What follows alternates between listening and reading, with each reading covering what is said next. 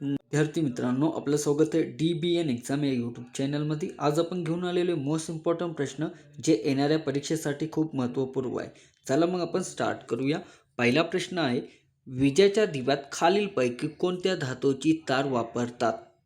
तर मित्रांनो, 4 ऑप्शन आहे तुमच्यासमोर. तुम्ही या प्रश्नाचे उत्तर नक्की कमेंट करा आणि तुम्हाला किती प्रश्न योग्य येत आहे हे नक्की कमेंट करा. तर या प्रश्नाचे करेक्ट उत्तर आहे मित्रांनो ऑप्शन ए, टंगस्टन.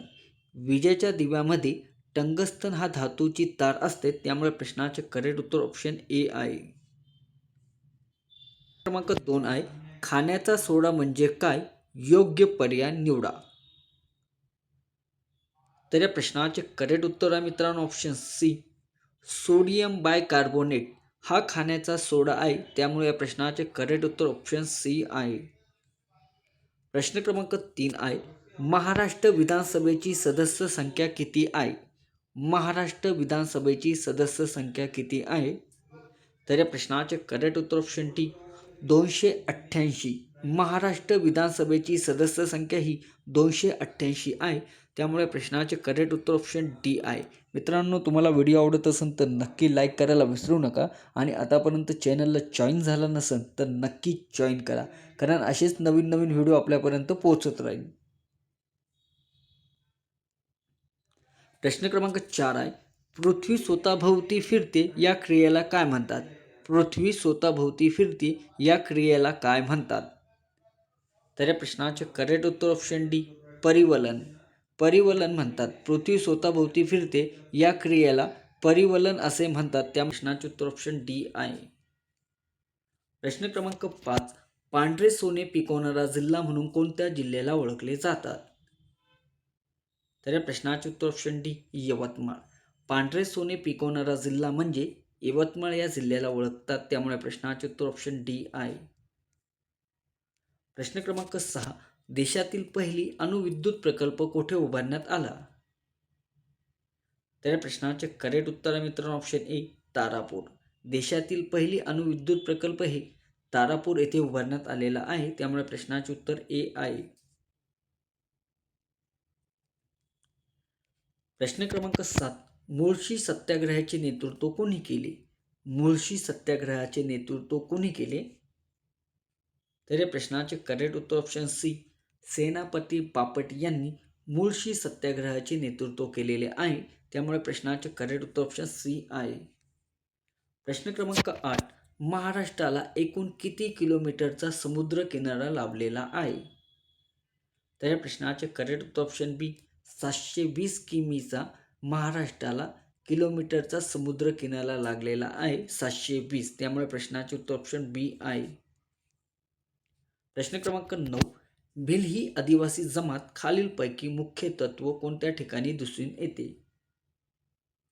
तर या प्रश्नाचे करेक्ट उत्तर ऑप्शन ए आहे, खानदेश. भिल ही आदिवासी जमात खानदेश या ठिकाणी दिसून येते, त्यामुळे प्रश्नाचे उत्तर ए आहे. प्रश्न क्रमांक 10 आहे, राज्य आणीबाणी घोषित करण्याची शिफारस राष्ट्रपतींना कोण करू शकतो? तर या प्रश्नाचे करेक्ट उत्तर ऑप्शन बी, राज्यपाल.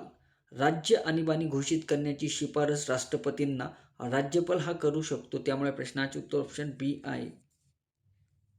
प्रश्न क्रमांक 11 आहे, सतीश धवन स्पेस सेंटर कोठे आहे? तर या प्रश्नाचे करेक्ट उत्तर ऑप्शन सी, श्रीहरिकोटा येथे सतीश धवन स्पेस सेंटर आहे, त्यामुळे प्रश्नाचे उत्तर ऑप्शन सी आहे. प्रश्न क्रमांक 12, तंबाखूमध्ये असणारे विषारी द्रव्य कोणते? तर या प्रश्नाचे उत्तर ऑप्शन बी, निकोटीन. तंबाखूमध्ये असणारे विषारी द्रव्य हे निकोटीन आहे, त्यामुळे प्रश्नाचे उत्तर ऑप्शन बी आहे.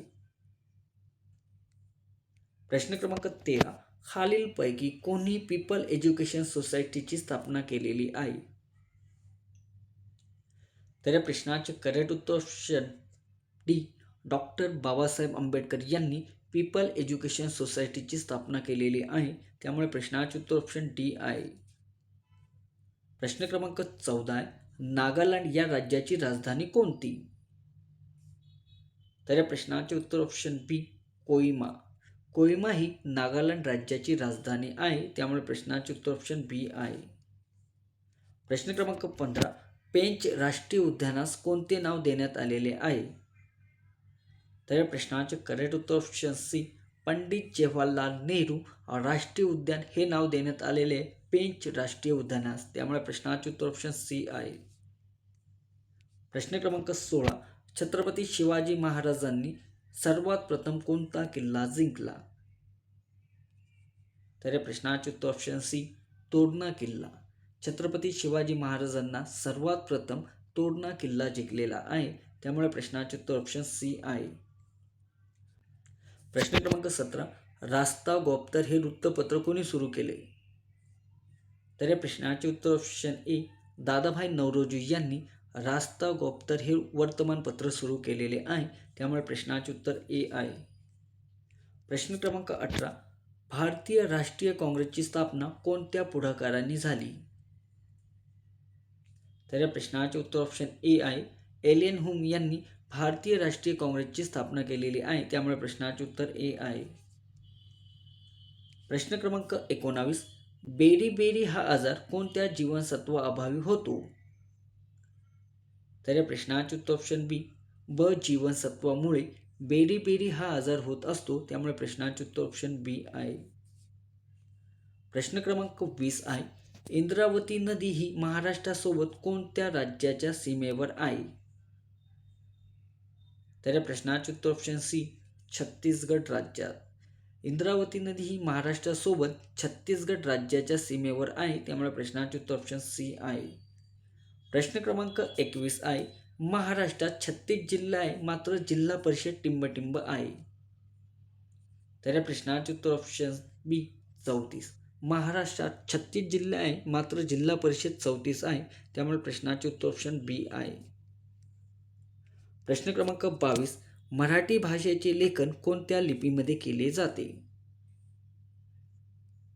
तर या प्रश्नाचे करेक्ट उत्तर ऑप्शन सी देवनागरी. मराठी भाषेचे लेखन हे देवनागरी या लिपीमध्ये केले जाते. उत्तर ऑप्शन सी आहे. प्रश्न क्रमांक 23. भांगडा हे कोणत्या राज्याचे नृत्य आहे?